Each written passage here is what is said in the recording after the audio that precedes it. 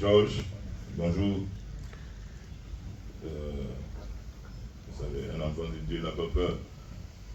Parfois, les avantages se transforment dans les inconvénients, les obstacles se transforment en avantages.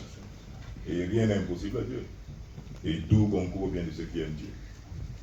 Donc, à partir de ce moment-là, les décisions arbitrales, quelle que soit la portée, peut-être que pour le public, ce sera contre le Cameroun, mais pour nous, qui sommes enfants de Dieu, ça peut se transformer en avantage.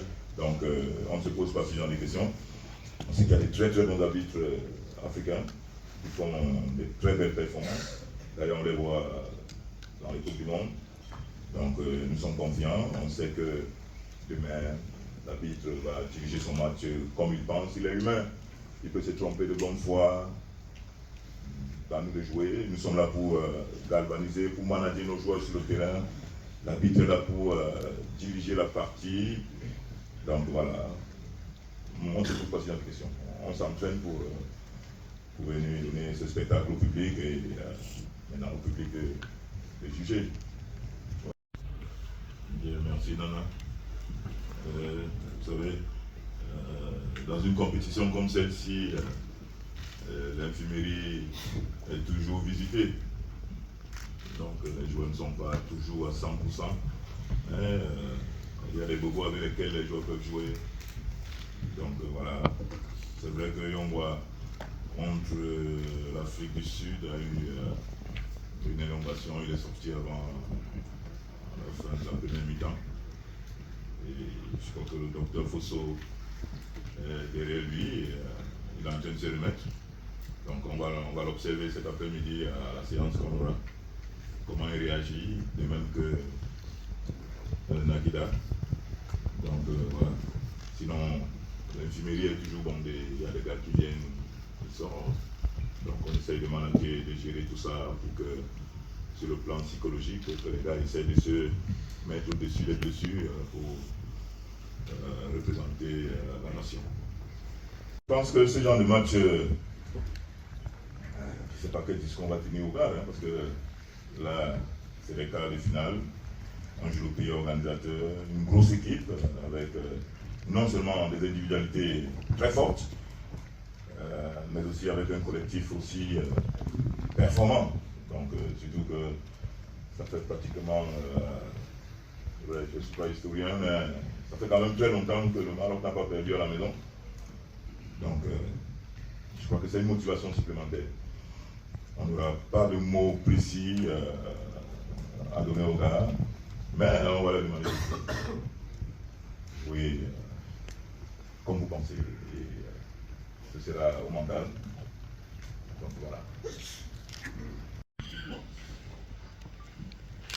Et merci. Comme j'ai dit à mon ami Ben Collins, le passé ne garantit pas l'avenir, surtout en football. Et on oublie très vite.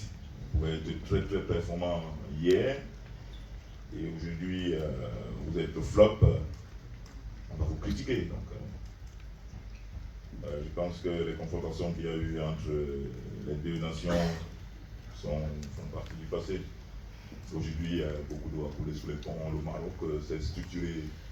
Quand je fais le tour de la ville, je vois les infrastructures, je vois les stades un peu partout.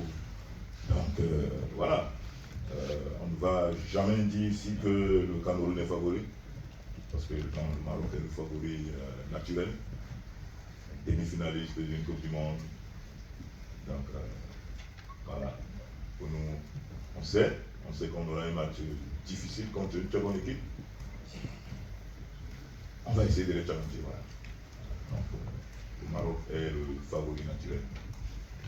Donc, voilà, c'est une bonne nouvelle. Donc voilà, ça veut dire que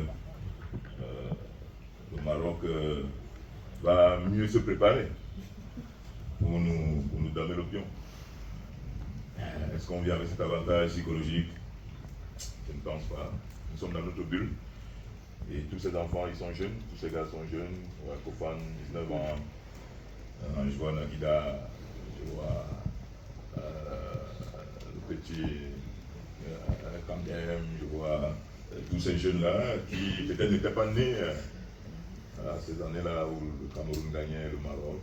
Mais comme j'ai dit, beaucoup doit couler sous les ponts. Le Maroc s'est restructuré, il y a eu de très bons footballeurs.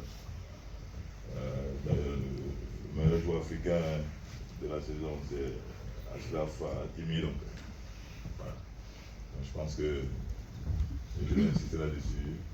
L'avantage psychologique, c'est au Maroc parce que le stade sera plein. On va voir le drapeau rouge avec cette étoile verte au milieu. Donc, on sera là, les Camerounais seront un peu plus que eux. Mais je crois qu'on va plus entendre les cris des Camerounais. Bon, c'est vrai que c'est une question complexe et voilà, entre 22 stars, non, je pense pas. Je crois que c'est le Maroc qui a les stars. On a Achraf Hakimi qui joue au PSG, qui est meilleur joueur africain. Donc, dans les 3 du classement, il n'y a aucun Camerounais que je sache. Donc, je pense que les stars, ce sera les Marocains.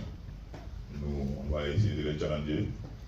Donc, voilà, et par rapport à Regragui, et moi, je vous ai dit, moi, j'ai commencé ma carrière internationale, c'était quand hier. Donc, lui, il a fait une demi-finale de Coupe du Monde. On va pas comparer 2 choses incomparables. Donc, voilà. Le Draghi, il fait son bonhomme de chemin, un beau travail depuis qu'il a la tête des Lions de l'Atlas. Je lui rends un grand hommage ici parce qu'il rend fier la corporation des entraîneurs africains. Donc voilà. Maintenant, entre les 2 présidents, je connais bien mon président, Samuel Eto'o-Fils. Malheureusement, je ne connais pas bien l'autre président marocain. Donc, je ne peux pas me permettre de faire ce genre de comparaison. Vous allez m'excuser. Donc, je ne peux pas comparer l'Inde où je n'ai jamais mis le pied et Yaoundé où j'habite. Donc, voilà.